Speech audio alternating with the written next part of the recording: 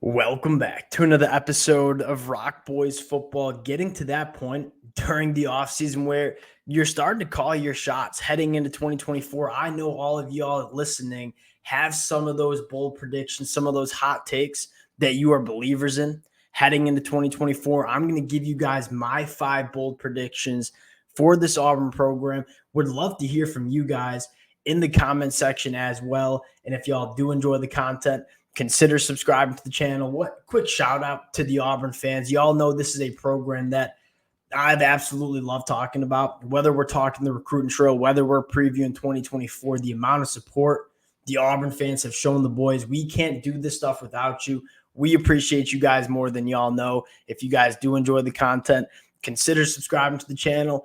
Much more importantly, throw your bold predictions in the comments section. Call your shots heading into 2024. Hey, every college football fan has some hot takes, has some bold predictions that you are believers in.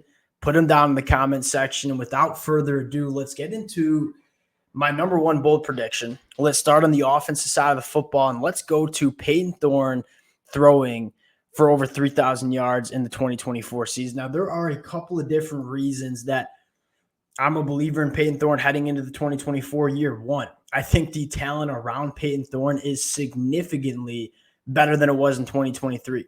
And we kind of said this about Peyton Thorne 12 months ago when he transferred into this Auburn program. Peyton Thorne's a quarterback that can play a very high level of football, but you need to give him talent around him. You look back at the 2021 season when he had Keon Coleman, he had Jaden Reed, he had a run game with Kenneth Walker. He threw for over 3,200 yards, 27 touchdowns, led Michigan State to a 10-plus win season in the 2021 year. I look at this Auburn offense heading into 2024, and if there's one reason that I'm believing this unit takes a massive step in the right direction, it's the pass catchers. I mean, they have significantly upgraded the difference makers in this pass catcher room for this Auburn program.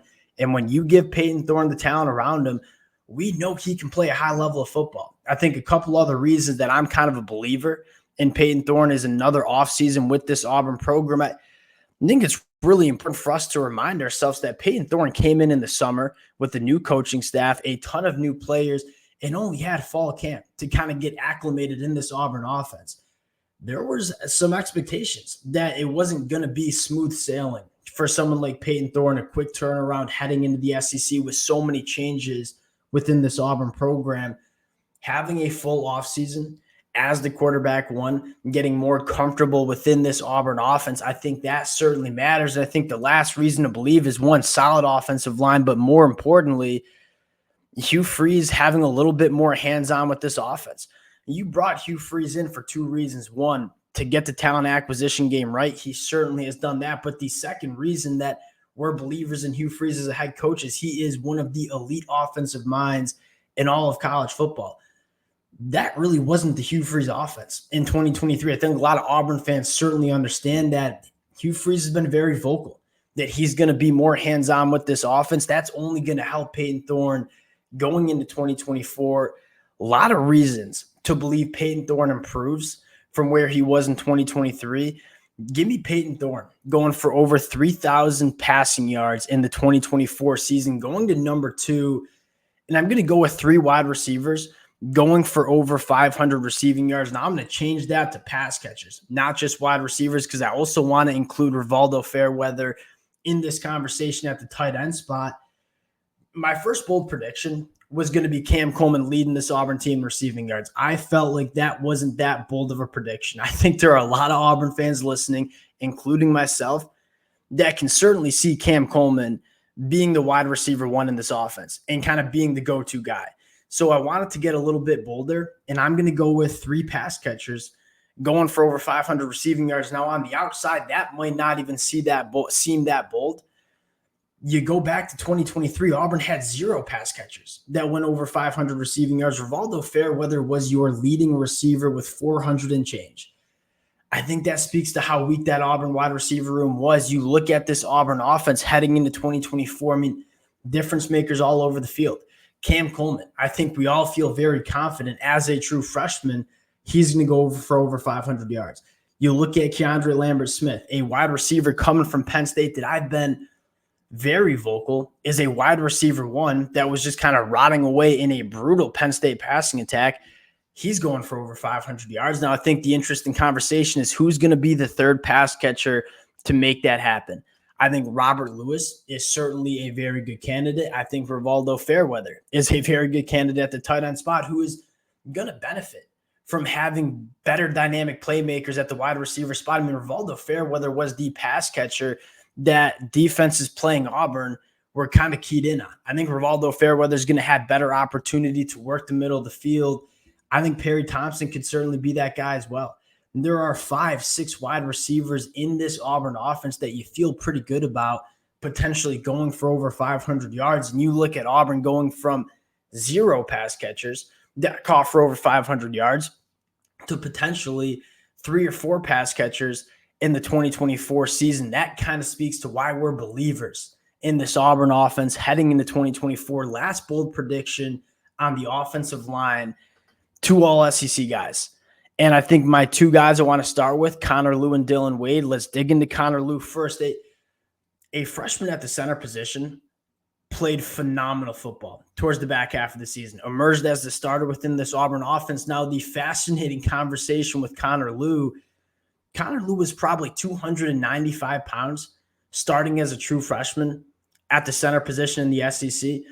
Incredibly impressive that he was able to put together that kind of season. Now, what excites me the most about Connor Lew is you saw him play phenomenal football at that center spot as a true freshman. He's up to around 305, 310 pounds.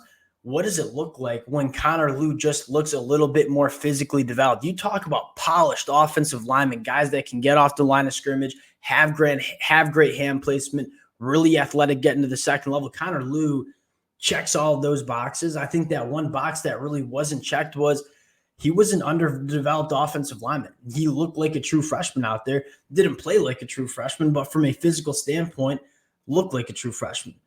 Having a full offseason in the weight room, putting on a little bit more weight, kind of for lack of better terms, just becoming a little bit of a grown man on the offensive line. That's massive for Connor Lew. You cannot lock me in for a massive believer in Connor Lew, not only one of the better centers in the SEC, but I think could be one of the better centers in all of the country. Then you'll look at Dylan Wade and say Dylan Wade was a phenomenal starting left tackle for the Auburn Tigers throughout the 2023 season. He only gave up 2 sacks, 11 quarterback hurries. Now, what's fascinating about Dylan Wade is that's not his ideal position. We knew that going into 2023. He's better at the guard spot. He's more comfortable at the guard spot. His physical traits project better to the guard spot. So you're telling me he was a really good tackle, probably playing out of position in the SEC, now transitioning to that left guard spot. It's only going to get better for Dylan Wade, who was an all SEC caliber player in the 2023 season. So I think Connor Lew, Dylan Wade certainly have the potential to be all SEC offensive linemen. And I would throw in Percy Lewis too as a kind of unique, physically imposing left tackle that I think can get a little bit better in pass protection, but can move people off the line of scrimmage. Percy Lewis started the last 7 games for Mississippi State, only gave up 2 sacks and 4 quarterback hurries.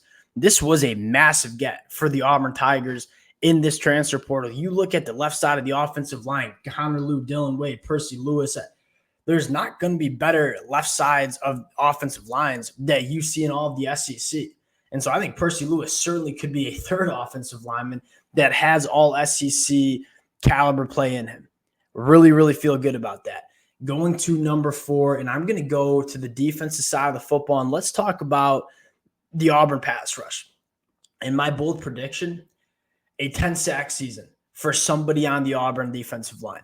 Now, it could be a couple of different guys, right? Keldrick Falk, let's start with him, a guy that fascinates me because he was a true freshman in the SEC last year that just won because he was bigger, stronger, faster than a lot of other offensive linemen. He purely won off of physical traits last year, which is extremely rare for true freshmen to come into the SEC and win from a physical standpoint. Now, I think what fascinates me about Keldrick Falk is not only from a physical standpoint, is he just going to get better going into his sophomore year as he continues to physically mature and get better. I think it's a little bit more between the years. You go back to Keldrick Falk in 2023, there was not much pass rush nuance, right? There was not many pass rush moves that he had. It was just kind of winning because he was a great athlete.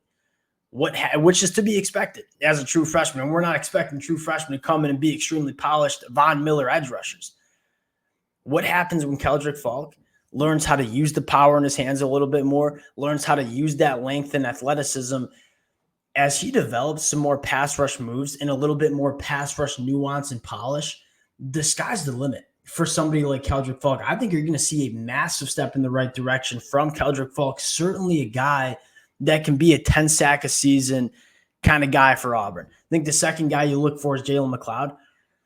Juice. You look at him in the 2023 season, there just wasn't many offensive tackles that could deal with the get off and kind of running the arc and attacking the outside shoulder like Jalen McLeod.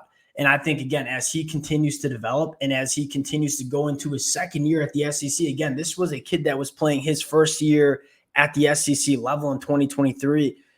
I think it only gets better for Jalen McLeod as well heading into 2024. So I look at Jalen McLeod, Keldrick Falk, and say I feel pretty dang good that one of those two defensive linemen, one of those two pass rushers, I should say, are going to be 10 sack per season kind of guys. Last bold prediction, true freshman All-American on the defensive side of the football.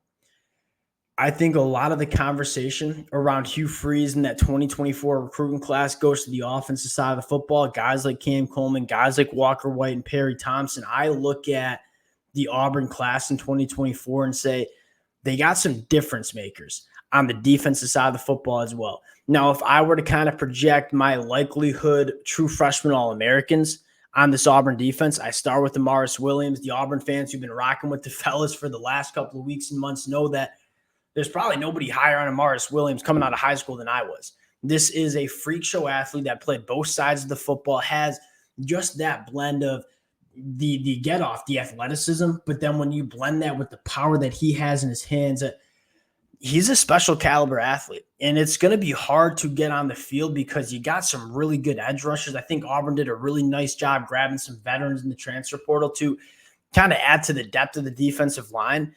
It's really hard for me to see Amaris Williams not getting some action as a true freshman. And when he does get his opportunities, I think this kid's a difference maker. Jamonta Waller is probably my number 2 pick. Again, kind of similar kind of players. Jamonta Waller probably not as physically gifted, but an elite pass rusher coming from the high school ranks. I think Amaris Williams, Jamonta Waller, 2 guys that certainly could be true freshman All-American. Then you kind of go back and talk about a few other guys that could get some burn as true freshmen. DeMarcus Riddick and DJ Barber at the linebacker spot. I think Austin Keys and Eugene Asante are going to be your starting linebackers. What kind of excites me is I think DeMarcus Riddick and DJ Barber have really good shots at kind of jumping guys like Fanaje Gote on the depth chart. And so you start taking a look at what does the 3rd and 4th linebacker look like in this rotation. DeMarcus Riddick and DJ Barber, I think, can factor themselves into that rotation. And then you look at DJ Durkin and how he likes to use his linebackers, getting downhill, using them in the pass rush. I think that really fits both DeMarcus Riddick and DJ Barber. And so I think these 2 linebackers, again, they're not going to starve for Auburn. But you talk about a few young cats that could be high-impact guys as true freshmen. DJ Barber and DeMarcus Riddick certainly could get in that conversation as well. I feel really good that one defensive lineman one defensive player, I should say, as a true freshman, emerges as a difference maker for this Auburn program, becomes a true freshman All-American. Those are my 5 bold predictions. Would love to hear from you guys in the comments section. If y'all do enjoy the content, again, consider subscribing to the channel. Appreciate you guys. We'll talk to y'all later. Peace.